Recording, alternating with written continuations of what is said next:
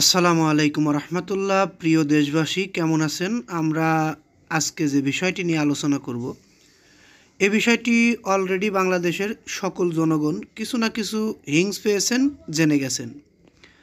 বিষয়টি হচ্ছে প্রধান উপদেষ্টা ডক্টর মোহাম্মদ ইউনূসের পদত্যাগ। আসলেই কি তিনি পদত্যাগ করবেন, বা পদত্যাগ করলে তার স্থানে কে দায়িত্ব পালন করবেন?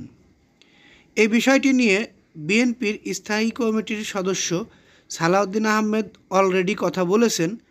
যদি ডক্টর ইউনূস থাকতে না চায় তাহলে তাকে জোর করে রাখা হবে না, বিকল্প ব্যবস্থা খুঁজবে জনগণ। বিকল্প কাকে খুঁজছে বা কে হতে পারে ভবিষ্যৎ প্রধান উপদেষ্টা বা অন্তর্বর্তীকালীন সরকারের প্রধান উপদেষ্টা নির্বাচন হওয়ার আগ পর্যন্ত? আসলেই কি প্রধান উপদেষ্টা পদত্যাগ করবেন, বা প্রধান উপদেষ্টার পদত্যাগের প্রশ্ন উঠল কেন?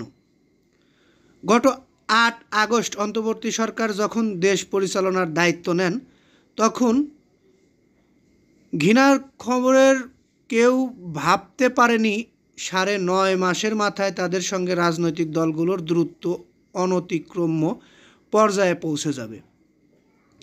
এ সরকারের ভিত্তি ছিল সশস্ত্র বাহিনী, ২৪-এর গণ উত্থানে নেতৃত্বাধীন ছাত্র নেতৃত্ব ও রাজনৈতিক দলের সমর্থন ছিল খেটে খাওয়া সাধারণ মানুষের, যারা কোনো পদ চাননি, চেয়েছেন দেশটি ভালো চলুক। প্রথম কয়েক মাস রাজনৈতিক নেতৃত্বের সঙ্গে অন্তর্বর্তী সরকারের একটা সমঝোতামূলক সম্পর্ক ছিল। সরকারের নীতি নির্ধারকেরা জাতীয় গুরুত্বপূর্ণ বিষয়ে সিদ্ধান্ত নেওয়ার আগে রাজনৈতিক দলগুলোর সঙ্গে পরামর্শ করতেন, কিন্তু সময়ের ব্যবধানে দূরত্ব বাড়তে থাকে। গত বুধবার সেনা কর্মকর্তাদের উদ্দেশ্যে দেওয়া সেনাপ্রধান জেনারেল ওয়াকারুজ্জামান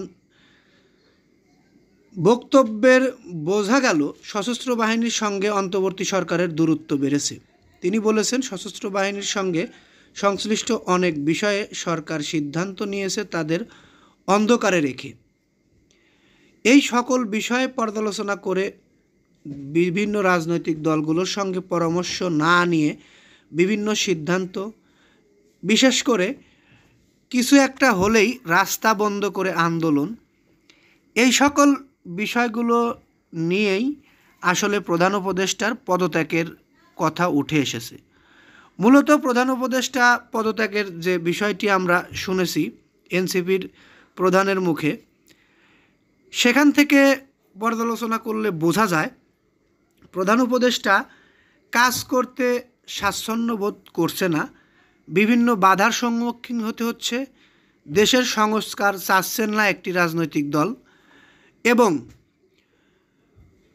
কোনো কিছু হলেই রাস্তা বন্ধ করে আন্দোলন চলছে। যদি রাস্তা বন্ধ করে আন্দোলন করেন তাহলে তো জনগণের ভোগান্তি হবে। জনগণের ভালো করতে চাচ্ছেন আপনারা, রাজনৈতিক দল হিসেবে আপনারা ক্ষমতায় আসতে চাচ্ছেন, জনগণের ভালো করবেন, এটাই জনগণের আশা ও প্রত্যাশা। কিন্তু জনগণের ভোগান্তি বাড়িয়ে রাস্তাঘাট বন্ধ করে আন্দোলন করলে এটি আসলে খারাপ দেখায়।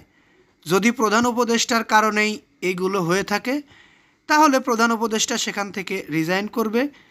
এই রকম একটি বক্তব্যই আমরা প্রধান উপদেষ্টার কাছ থেকে এনসিপির প্রধানের মাধ্যমে পেয়েছি।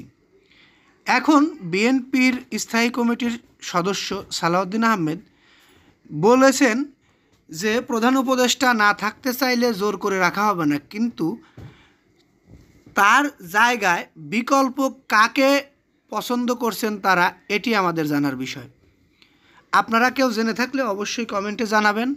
আমরা এখনও জানতে পারিনি আসলে বিকল্প কাকে তারা চুজ করেছেন বা কাকে বিকল্প দায়িত্ব দিতে ইচ্ছুক।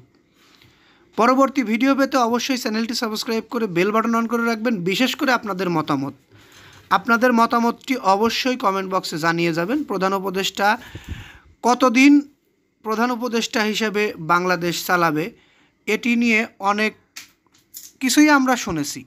আমরা এই নিউজে দেখতে চাই আপনাদের মতামত। ভালো লাগলে লাইক, কমেন্ট, শেয়ার করবেন। এই বলে এখান থেকে বিদায় নিচ্ছি। আসসালামু আলাইকুম।